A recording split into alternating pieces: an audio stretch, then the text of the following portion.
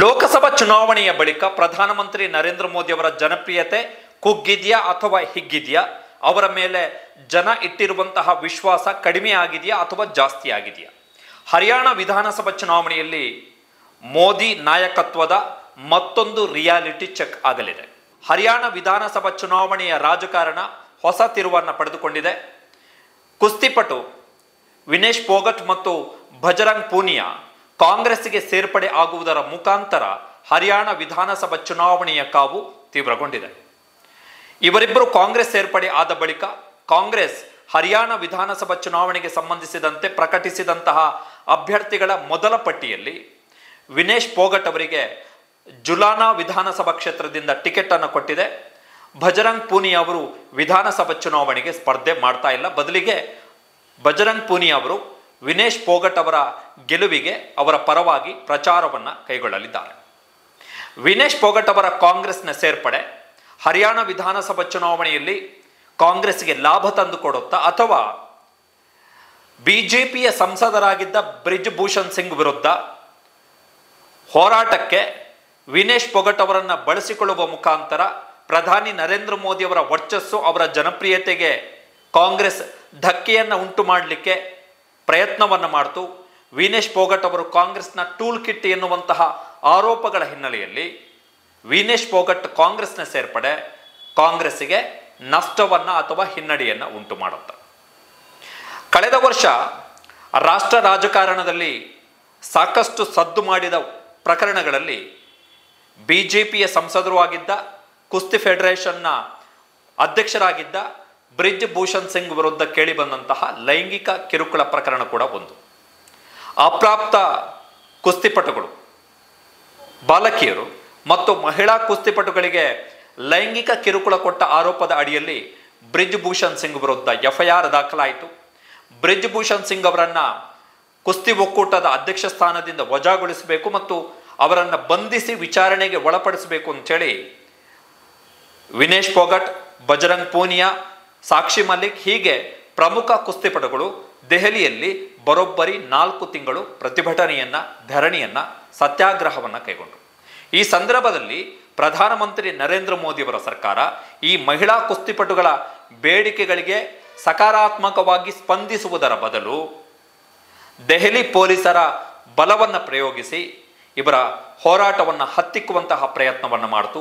ಇವರ ಮೇಲೆ ಲಾಠಿ ಚಾರ್ಜ್ ಮಾಡಲಾಯಿತು, ಜಲಫಿರಂಗಿ ಪ್ರಯೋಗಿಸಲಾಯಿತು. ಇವರನ್ನು ವಶಕ್ಕೆ ಪಡೆದು ಎಳೆದಾಡಿ ಇವರನ್ನು ಅಮಾನವೀಯ ರೀತಿಯಲ್ಲಿ ಅತ್ಯಂತ ನಿರ್ದಾಕ್ಷಿಣ್ಯವಾಗಿ, ನಿಷ್ಕಾರುಣವಾಗಿ ಪ್ರಧಾನಿ ನರೇಂದ್ರ ಮೋದಿ ಸರ್ಕಾರ ನಡೆಸಿಕೊಳ್ತು. ಸೊ ನರೇಂದ್ರ ಮೋದಿ ಸರ್ಕಾರದ ಈ ವರ್ತನೆಯ ವಿರುದ್ಧ ಟೀಕೆ ಟಿಪ್ಪಣಿಗಳು ಕೇಳಿಬಂದು ಖಂಡನೆಗಳು ವ್ಯಕ್ತ ಆದವು. ಹರಿಯಾಣ ಈ ದೇಶದಲ್ಲಿ ಲಿಂಗಾನುಪಾತದ ವಿಚಾರಕ್ಕೆ ಬಂದಂತಹ ಸಂದರ್ಭದಲ್ಲಿ, ಅಂದರೆ ಗಂಡು ಹೆಣ್ಣಿನ ಲಿಂಗಾನುಪಾತದ ವಿಷಯದಲ್ಲಿ ಅತ್ಯಂತ ಹಿಂದುಳಿದಿರುವಂತಹ ರಾಜ್ಯಗಳಲ್ಲಿ ಒಂದು.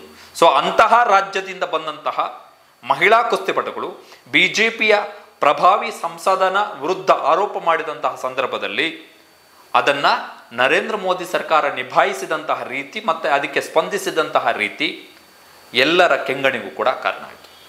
ಅದಾದ ಬಳಿಕ ಕಳೆದ ತಿಂಗಳಷ್ಟೇ ನಡೆದಂತಹ ಪ್ಯಾರಿಸ್ ಒಲಿಂಪಿಕ್ಸ್ನಲ್ಲಿ ವಿನೇಶ್ ಫೋಗಟ್ ಅವರು ಐತಿಹಾಸಿಕ ಸಾಧನೆಯನ್ನು ಮಾಡಿದ್ರು, ಫೈನಲಿಗೆ ಪ್ರವೇಶವನ್ನು ಮಾಡಿದ್ರು. ಆದರೆ ಕುಸ್ತಿ ನಿಯಮಗಳ ಪ್ರಕಾರ ನಿಗದಿತ ದೇಹ ತೂಕಕ್ಕಿಂತ 100 ಗ್ರಾಂ ಹೆಚ್ಚಿದ್ದರು ಎನ್ನುವ ಕಾರಣಕ್ಕೋಸ್ಕರ ವಿನೇಶ್ ಫೋಗಟ್ ಅವರನ್ನು ಫೈನಲ್ನಿಂದ ಅನರ್ಹಗೊಳಿಸಲಾಯಿತು.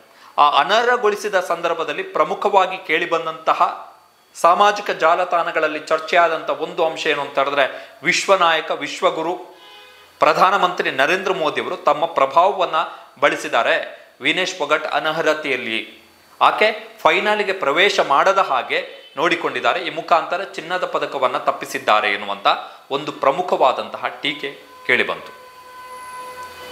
ಒಂದು ವೇಳೆ ವಿನೇಶ್ ಫೋಗಟ್ ಅವರು ಚಿನ್ನದ ಪದಕವನ್ನು ಗೆದ್ದಿದ್ರೆ ಅದು ಮೋದಿ ತಮಗೆ ಸ್ವತಃ ಆಗ್ತಾ ಇದ್ದಂತಹ ಮುಜುಗರ, ವೈಯಕ್ತಿಕವಾಗಿ ಆಗ್ತಾ ಇದ್ದಂತಹ ಅವಮಾನ ಅಂಥೇಳಿ ಭಾವಿಸಿದ್ದರಿಂದ ಅವರು ಈ ರೀತಿ ಮಾಡಿಸಿರಬಹುದು ಎನ್ನುವಂತಹ ಗುಮಾನಿ, ಅನುಮಾನ ಪ್ರಧಾನಿ ನರೇಂದ್ರ ಮೋದಿ ಅವರ ಮೇಲೆ ಕೂಡ ಸಾಮಾಜಿಕ ಜಾಲತಾಣಗಳಲ್ಲಿ ವ್ಯಕ್ತ ಆಯಿತು.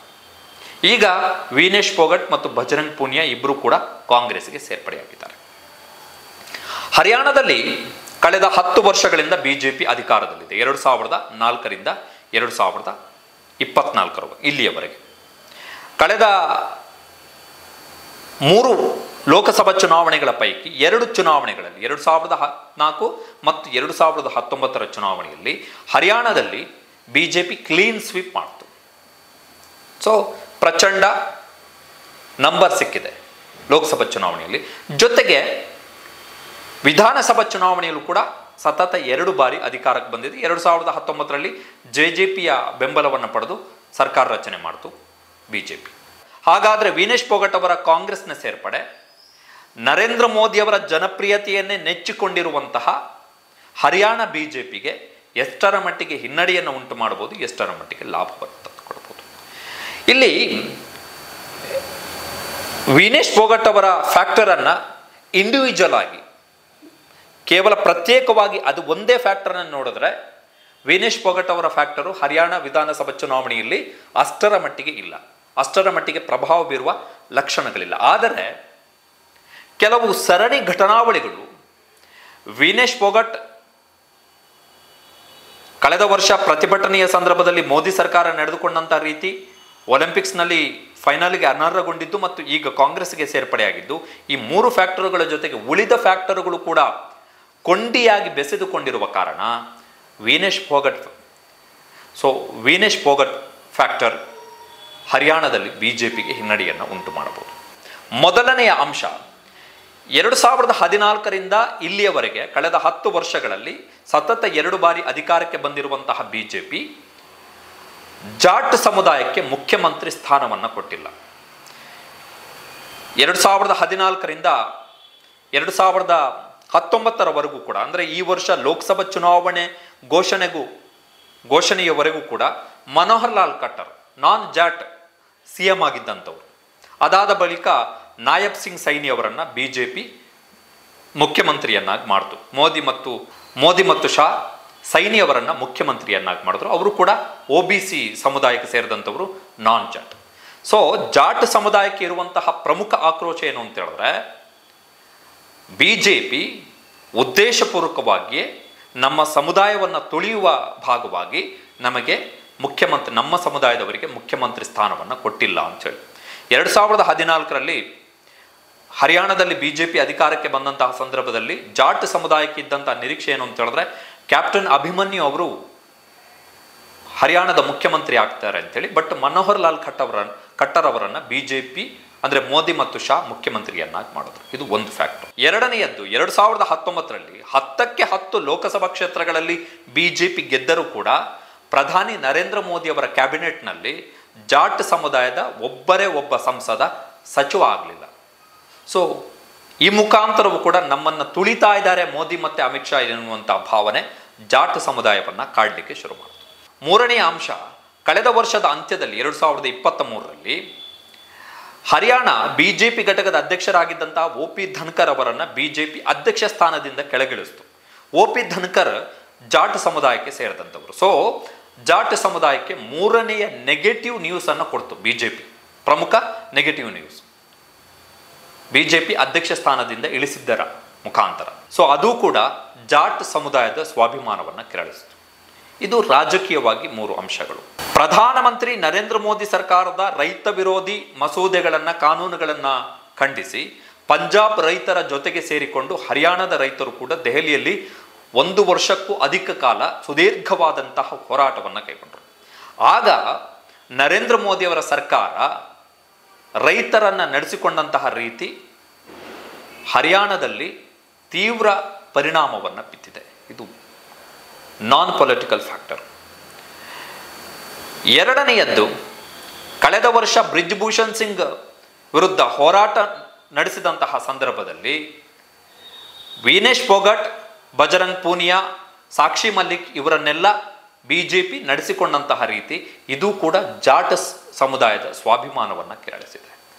ಮೂರನೆಯದ್ದು ನಾನ್ ಪೊಲಿಟಿಕಲ್ ಫ್ಯಾಕ್ಟರು, ಪ್ಯಾರಿಸ್ ಒಲಿಂಪಿಕ್ಸ್ನಲ್ಲಿ ವಿನೇಶ್ ಫೋಗಟ್ಗೆ ಚಿನ್ನದ ಪದಕ ಕೈತಪ್ಪಲಿಕ್ಕೆ, ಆಕೆ ಫೈನಲ್ಗೆ ಗೊಳ್ಳುವುದರ ಹಿಂದೆ ಮೋದಿಯವರ ಪ್ರಭಾವ ಇದ್ದಿರಬಹುದು ಎನ್ನುವಂತಹ ನೆರೆಟಿವ್ ಏನಿದೆ ಅದು ಕೂಡ ಬಿಜೆಪಿಗೆ ಈ ಬಾರಿ ಹರಿಯಾಣ ವಿಧಾನಸಭಾ ಚುನಾವಣೆಯಲ್ಲಿ ಬ್ಯಾಕ್ ಫೈರ್ ಆದಂಗೆ ಕಾಣಿಸ್ತಾ ಇದೆ.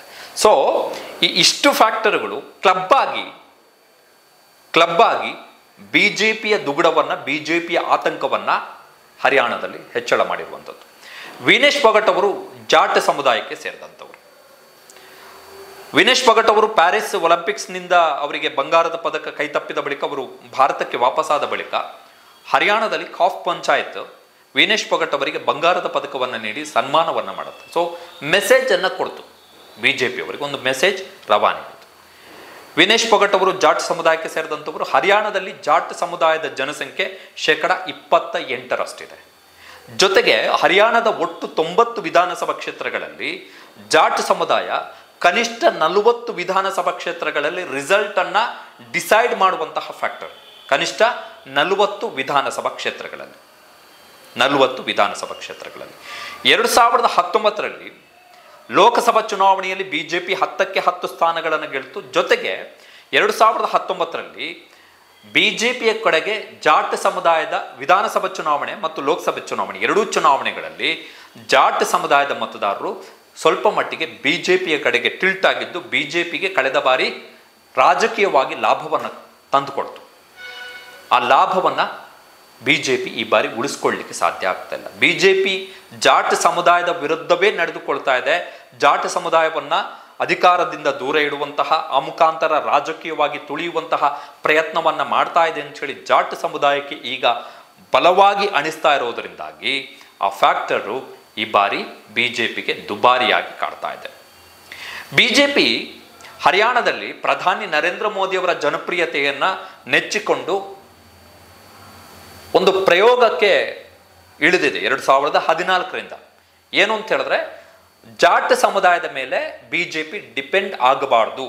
ಹರಿಯಾಣದಲ್ಲಿ ಹೇಗೆ ಕರ್ನಾಟಕದಲ್ಲಿ ಲಿಂಗಾಯತ ಸಮುದಾಯದ ಮೇಲೆ ಬಿಜೆಪಿ ಡಿಪೆಂಡ್ ಆಗಬಾರದು ಎನ್ನುವ ಕಾರಣಕ್ಕೋಸ್ಕರ ಯಡಿಯೂರಪ್ಪ ಅವರನ್ನು ಇಳಿಸಲಾಯಿತು, ಅದೇ ಥರದ ಪ್ರಯೋಗವನ್ನು 2014ರಿಂದಲೂ ಕೂಡ ಬಿಜೆಪಿ ಹಂತ ಹಂತವಾಗಿ ಮಾಡ್ಕೊಂಡು ಬರ್ತಿದೆ.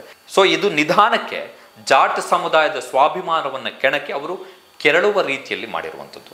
ಸೊ ವಿನೇಶ್ ಫೋಗಟ್ ಫ್ಯಾಕ್ಟರು ಹರಿಯಾಣ ವಿಧಾನಸಭೆಯಲ್ಲಿ ಚುನಾವಣೆಯಲ್ಲಿ ಪರಿಣಾಮ ಬೀರುತ್ತಾ ಅಂತ ಹೇಳೋದಾದರೆ ಖಂಡಿತವಾಗಿ ಬೀರುತ್ತೆ, but not as A individual factor ಆಗಿ ಅಲ್ಲ, ಪ್ರತ್ಯೇಕ ಅಂಶವಾಗಿ ಅಲ್ಲ.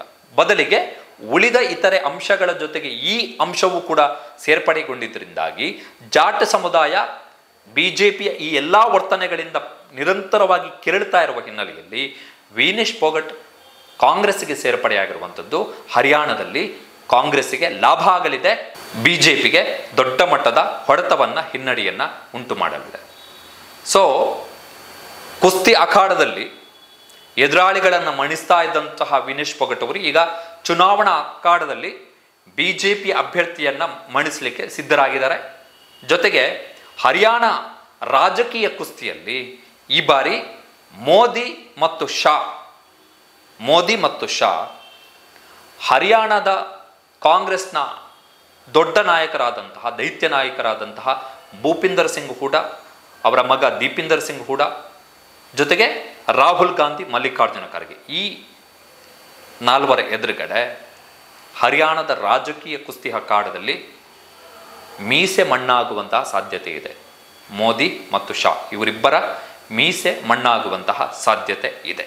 ಅಂದರೆ ದೊಡ್ಡ ಹೊಡೆತವನ್ನು ಅನುಭವಿಸುವಂತಹ ಸಾಧ್ಯತೆ ಇದೆ ಮೋದಿ ಮತ್ತು ಶಾ ಜೋಡಿ ಹರಿಯಾಣದಲ್ಲಿ.